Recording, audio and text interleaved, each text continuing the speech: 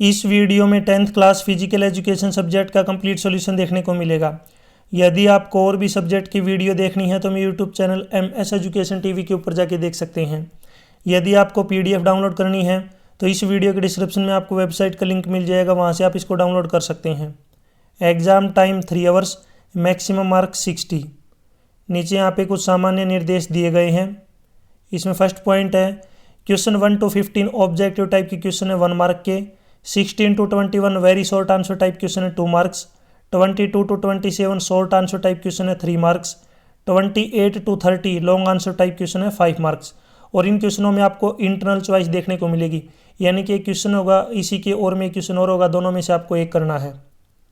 सबसे पहले देखिए यहाँ पे objective type questions. First question, मानव शरीर में कुल कितनी हड्डियाँ होती हैं? तो इसका राइट आंसर है 206, गया option right. Question 2, Vande Mataram गीत किस पुस्तक में छपा है?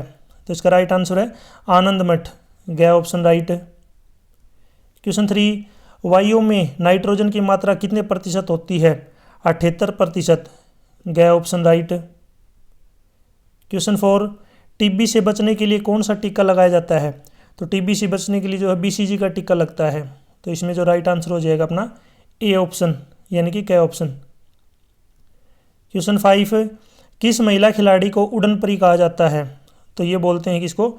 PT उषा को, राइट आंसर ख option.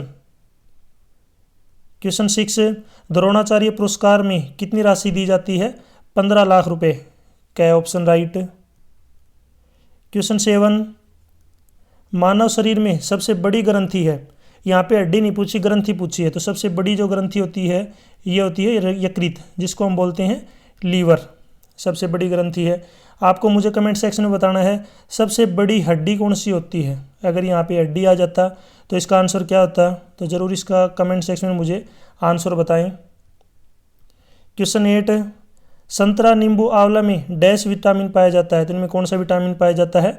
C vitamin, vitamin C, क्योंकि खट्टे होते हैं, खट्टे जो पदार्थ होते हैं उनमें विटामिन C होता है। क्वेश्चन 9, चिकित्सा शास्त्र का जनक डैश को कहा जाता है, तो किसको बोलते हैं? इसको बोलते हैं हिप्पोक्रेट्स। इसका जो राइट आंसर हो जाएगा ये होगा हिप्पोक्रेट्स, ये हैं चिकित्सा शास्त्र के जनक।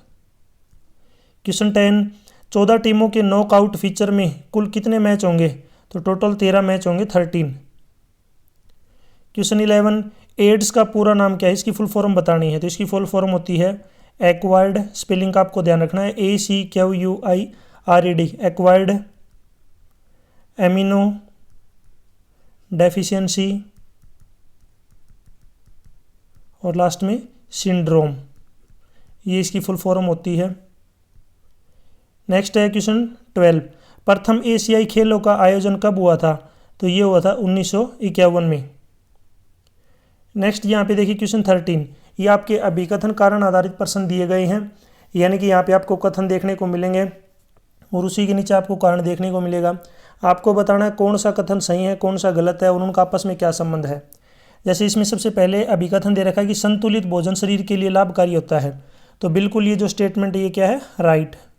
तो इसमें जो पहली स्टेटमेंट है ये अपनी क्या है? ट्रू है। कारण दिया गया है कि जंक फूड और फास्ट फूड शरीर को नुकसान पहुंचाते हैं, तो सेकंड स्टेटमेंट भी क्या है? बिल्कुल सही है। लेकिन ये ऊपर वाले की करेक्ट एक्सप्लेनेशन नहीं कर रही, अलग अलग जो स्टेटमेंट ये अपनी जगह पे सही है, तो इसका राइट आंसर हो जाएगा यहाँ पे घ ऑप्शन, यानी कि अभिकथन और कारण दोनों ही क्या है? सही है, लेकिन जो कारण है वो अभिकथन की सही व्याख्या नहीं करता। क्वेश्चन 14, अभिकथन दे रखा है कि मधुमेह एक हानिकारक रोग है, तो इसका जो ये क्या हो जाएगा? मधुमेह का मतलब होता है डायबिटीज़, यानी कि जिसको शुगर की बीमारी होती है, तो मधुमेह एक हानिकारक रोग है, बिल्कुल सही है, ट्रू है ये।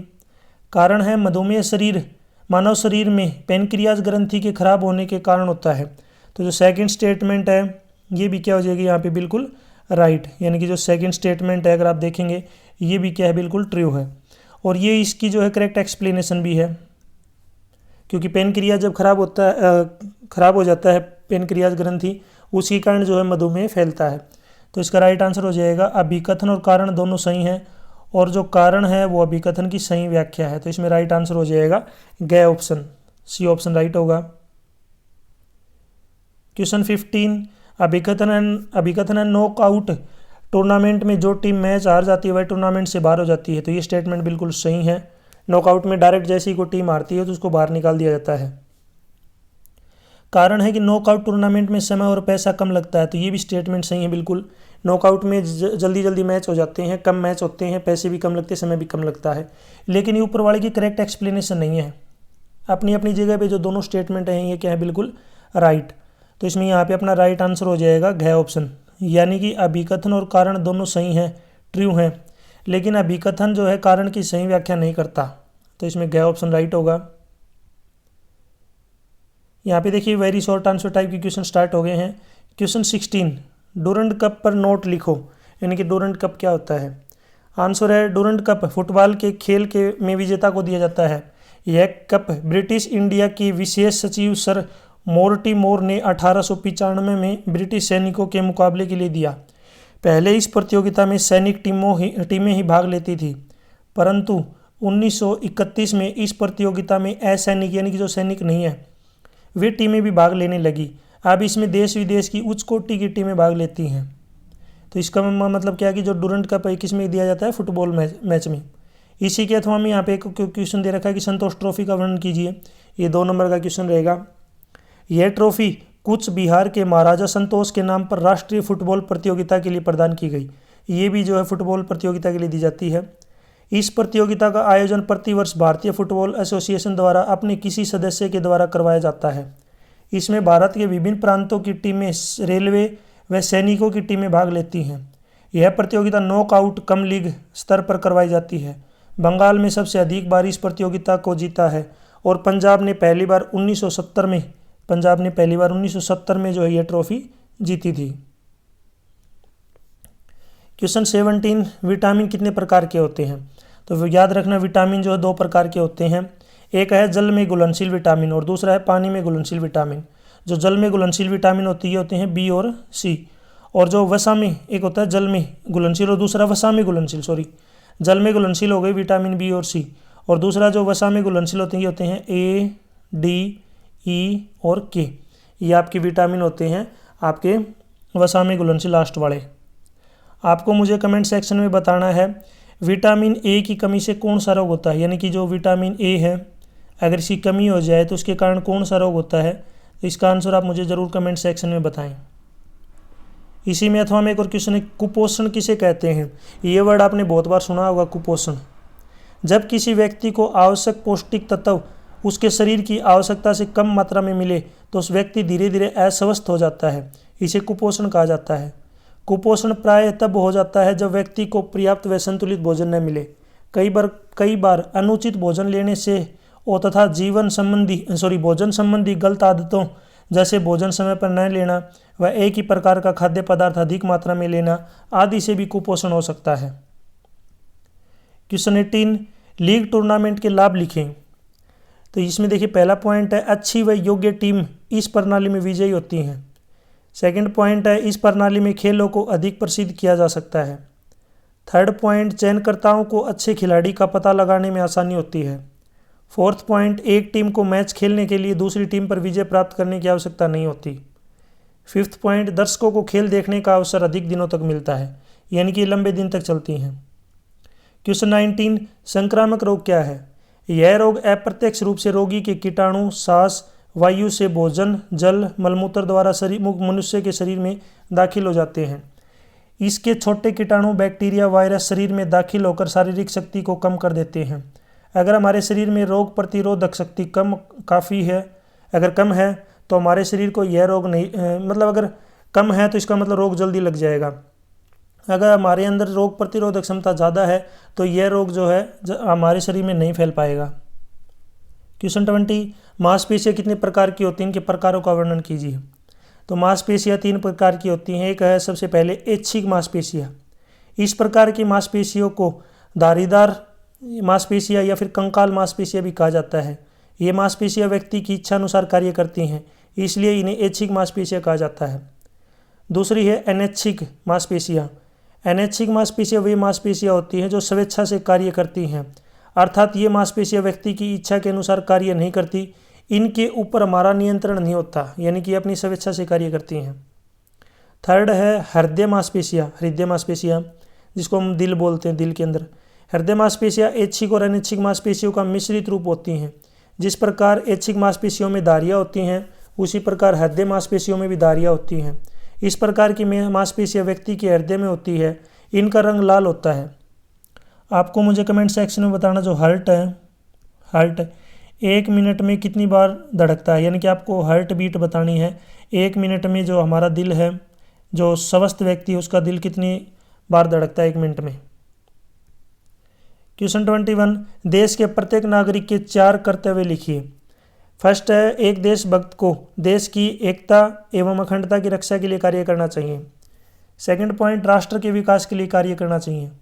थर्ड पॉइंट, देश की प्राकृतिक संपदा की रक्षा के लिए कार्य करना चाहिए। फोर्थ पॉइंट, राष्ट्रीय स्वतंत्रता संग्राम के आदर्शों का पालन करना चाहिए। नेक्स्ट यहाँ पे क्वेश्चन 3 मार्क्स के जो है वो स्टार्ट हो गए हैं। तो इसमें क्वेश्चन 22, राष्ट्रीय एकता से क्या अभिप्राय है। आंसर, भारत एक विशाल देश है और यहाँ की भौगोलिक स्थिति, जलवायु, रहन सहन, लोगों का व्यवसाय, भाषा व धर्म अलग अलग है। इन सभी विविधताओं को समेटकर भारत ने विशाल रूप पाया है। राष्ट्र की उन्नति एवं समृद्धि के लिए आवश्यक है कि देश के लोगों के मन में प्रांत, भाषा, धर्म का विचार न होकर राष्ट्रीय भावना का भाव विद्यमान हो। देश के सभी प्रांतों के बीच सद्भावना व सहयोग का विचार हो। दूसरे शब्दों में यही भावना राष्ट्रीय एकता कहलाती है। इसी के अथवा में एक और क्वेश्चन है, राष्ट्रीय ध्वज किन अवसरों पर फहराया जाता है। तो राष्ट्रीय जो ध्वज है, सबसे पहले गणतंत्र दिवस यानी कि 26 जनवरी को, स्वतंत्रता दिवस 15 अगस्त को, गांधी जयंती 2 अक्टूबर को। प्रांतीय जो दिवस हैं उनमें राष्ट्रीय सप्ताह, अंतर्राष्ट्रीय खेलों के आयोजन पर, राष्ट्रीय अधिवेशन और इसके अलावा लोकसभा, राज्यसभा, उपराष्ट्रपति और गवर्नरों के सरकारी निकायों यानी कि निवासों पर प्रतिदिन फहराया जाता है। क्वेश्चन 23, एड्स क्या है, यह कैसे फैलता है और इसके बचाव के उपाय लिखिए। एड्स एक प्रकार की गंभीर समस्या है और यह तेजी से फैलने वाला रोग है। इस रोग का पूरा नाम एक्वायर्ड इम्यूनो डेफिशिएंसी सिंड्रोम है यानी कि एड्स। यह HIV नामक विषाणु द्वारा फैलता है। यह विषाणु शरीर में उपस्थित श्वेत रक्त कणिकाओं पर आक्रमण करके उन्हें कमज़ोर कर देता है, जिससे शरीर में धीरे धीरे कमजोरी आ जाती है। एड्स के कारण व्यक्ति की मृत्यु भी हो सकती है। यहाँ पे इसका दूसरा पॉइंट है, यह कैसे फैलता है। तो यह दूषित सुइयों का प्रयोग करने के कारण फैलता है, बिना जांच किया गया रक्त ग्रहण करने से, संक्रमित गर्भवती माता से जन्मे बच्चे से। यह HIV नामक विषाणु द्वारा फैलता है। लास्ट में देखिए यहाँ पे इसके बचाव के उपाय। तो एड्स होने से मूल कारणों से बचना चाहिए, यानी कि इसके जो मूल कारण उनसे बचना चाहिए। एड्स से बचने के लिए संक्रमित सुइयों का प्रयोग नहीं करना चाहिए। दांतों का उपचार करवाते समय कीटाणुनाशक सामग्री प्रयोग पर अधिक बल देना चाहिए। एड्स से बचने के लिए राष्ट्रीय एड्स संरक्षण संगठन की स्थापना करनी चाहिए।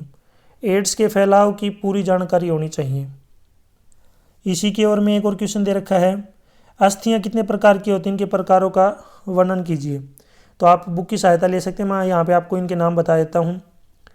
लंबी अस्थियाँ, सेकंड छोटी अस्थियाँ, थर्ड चपटी अस्थियाँ, फोर्थ अव्यवस्थित अस्थियाँ, 5 सेस्मोइड अस्थियाँ जिसको हम बोलते हैं सेस्मोइड अस्थियाँ। क्वेश्चन 24, खेलों में महिलाओं की भागीदारी को बढ़ाने के लिए सरकार को क्या क्या उपाय करने चाहिए। तो पहला है, भारत सरकार को ऐसे कानून बनाने व लागू करने चाहिए ताकि कम से कम सभी शिक्षण संस्थाओं में महिलाओं की भागीदारी अनिवार्य कर देना चाहिए। सेकंड पॉइंट है, महिलाओं को सरकार की ओर से खेलों में भाग लेने की आवश्यक सुविधाएं प्रदान की जानी चाहिए। थर्ड पॉइंट है, महिलाओं को पुष्टि व सुयोग्यता के प्रति सजग करना चाहिए। फोर्थ पॉइंट, महिलाओं की खेल प्रतियोगिताओं को टीवी पर प्रसारित करना चाहिए। फिफ्थ पॉइंट, सरकार को महिला खेल प्रशिक्षण केंद्र स्थापित करने चाहिए। सिक्स्थ पॉइंट, महिलाओं की खेलों में अधिक उपलब्धि प्राप्त करने पर सरकारी नौकरी का प्रावधान होना चाहिए। नेक्स्ट है क्वेश्चन 25, दूध को संतुलित भोजन क्यों कहा जाता है। आंसर, संतुलित भोजन वह होता है जिसमें सभी आवश्यक तत्व विद्यमान हो। दूध में सभी प्रकार के आवश्यक तत्व होते हैं। दूध में 3.6% वसा, 3.4% प्रोटीन, 4.8% कार्बोहाइड्रेट, 0.7% नमक तथा 7.5% जल होता है। छोटे बच्चों तथा रोगियों को केवल दूध ही दिया जाता है, यही उनकी खुराक का कार्य करता है। माँ का दूध बच्चे के लिए सर्वोत्तम आहार होता है। शरीर के उचित विकास एवं स्वास्थ्य के लिए दूध एक तरह से संतुलित भोजन का कार्य करता है। दूध में भोजन के सभी आवश्यक तत्व होने के कारण इसे संतुलित भोजन कहा जाता है। क्वेश्चन 26, श्वसन तंत्र किसे कहते हैं? मानव श्वसन तंत्र के कितने भाग होते हैं?